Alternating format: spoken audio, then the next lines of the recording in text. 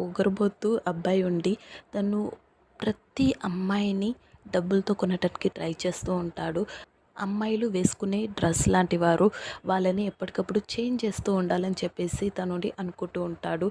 ప్రతి అమ్మాయిని డబ్బుతో కొనటానికి ట్రై చేస్తూ ఉంటాడు. కానీ ఒక అమ్మాయి తనకు పరిచయం అయిన తర్వాత తను డబ్బులకి లొంగదని తెలిసిన తర్వాత తన ట్రూ లవ్ ఏర్పడిన తర్వాత అసలైన ప్రేమ అంటే ఏంటిదో అసలుకి అమ్మాయిలు ఒక వజ్రం లాంటి వారని చెప్పేసి తనుండి తెలుసుకుంటాడు. తను చివరికి ఆ అమ్మాయి ప్రేమను పొందగలుగుతాడా లేదా తెలుసుకోవాలంటే మన ఈ డ్రామా ఎక్స్ప్లెనేషన్ స్టార్ట్ చేసేద్దాం.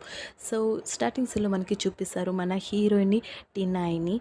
తన ఫ్రెండ్తో కలిసి తన కాలేజ్కి వెళ్తూ ఉంటుంది. వెళ్తున్న దారిలో వాళ్ళ ఫ్రెండ్ ఉండి తన మొబైల్లో న్యూస్ చదువుతూ ఉంటుంది.